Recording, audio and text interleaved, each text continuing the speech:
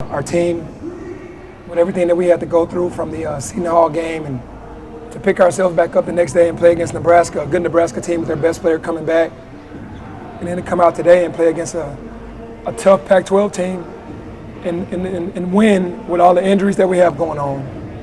I mean, come on, man, you can't do nothing but tip your hat to these kids. They are fighting hard for us. They're fighting hard for me.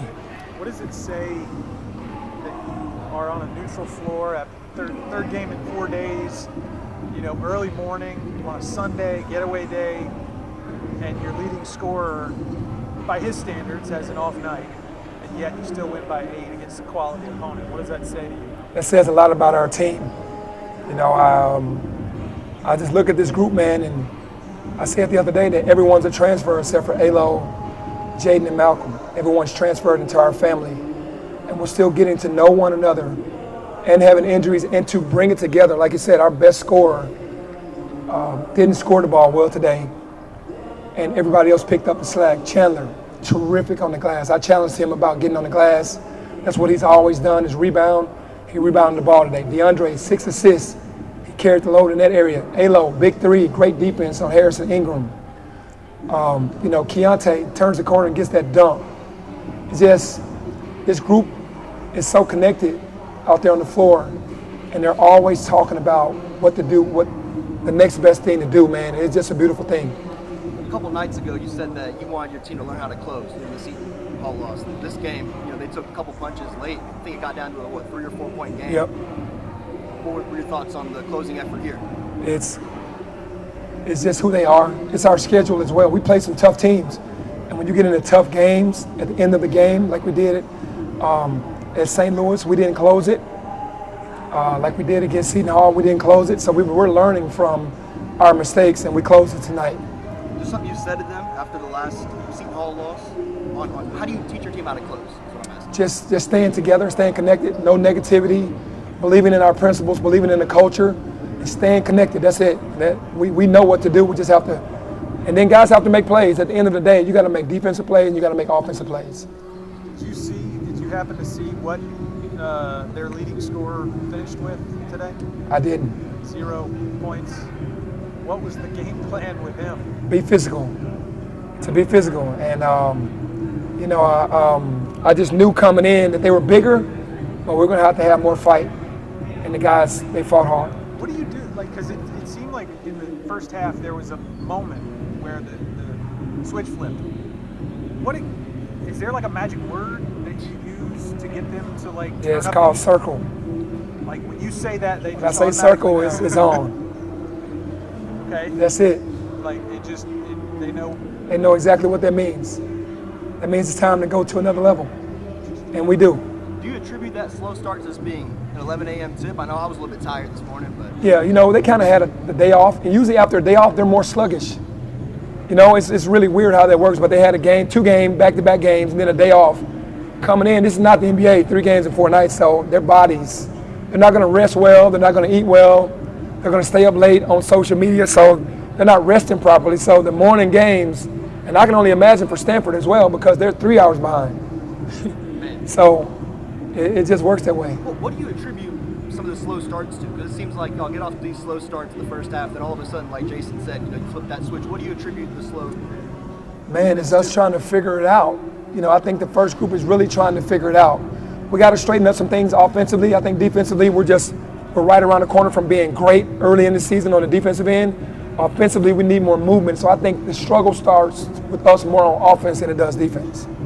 Big picture, bottom line, like where are you guys? State of the program, state of the team. How are you feeling right now? Feeling really good.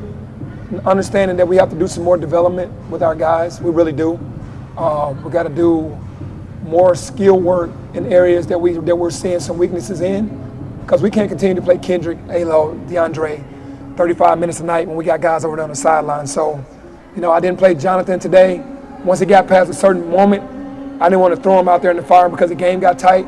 I usually try to get him in early. I didn't get him in. I went with Keontae and Elijah.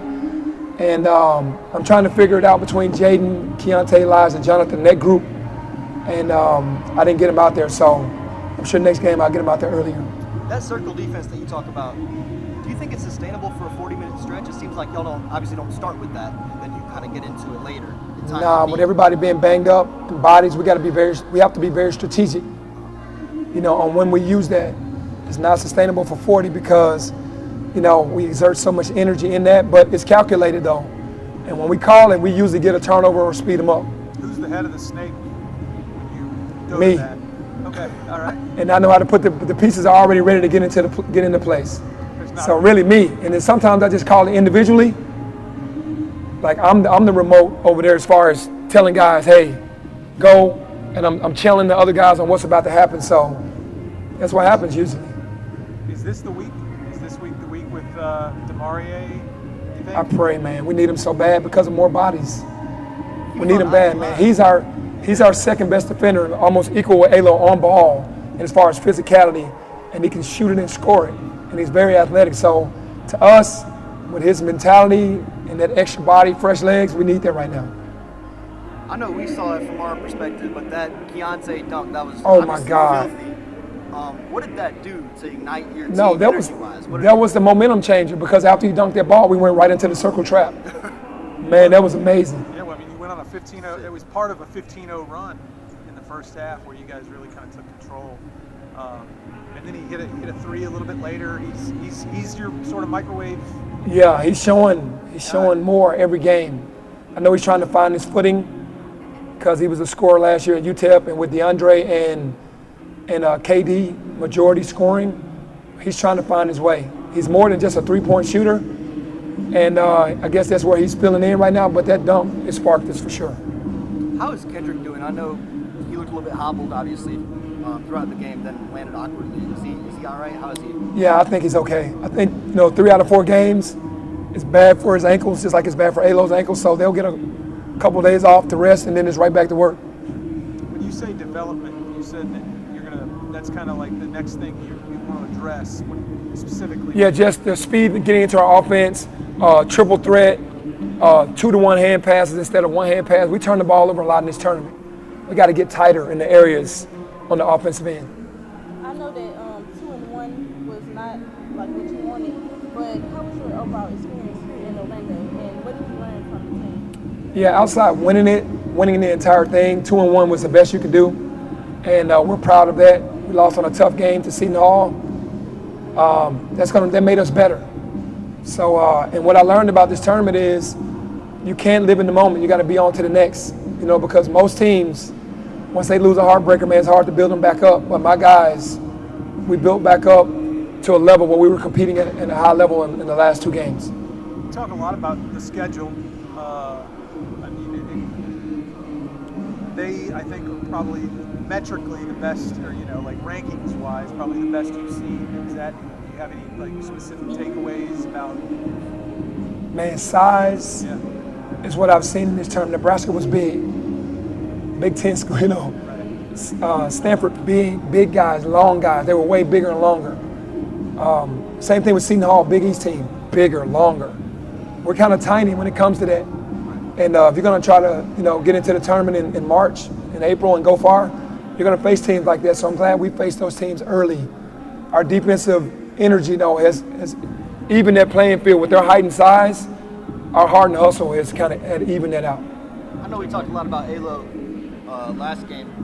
Another super efficient performance from him. Would you say that last game was just kind of a turning of a corner? How would you describe what happened there? I think offensively it was, because I think he's figuring out how to score. Instead of pressuring himself and being so anxious to score, he's letting the game come to him. And now that he's found the rhythm on that, he's comfortable taking the shots he's supposed to take instead of just going out there searching for shots.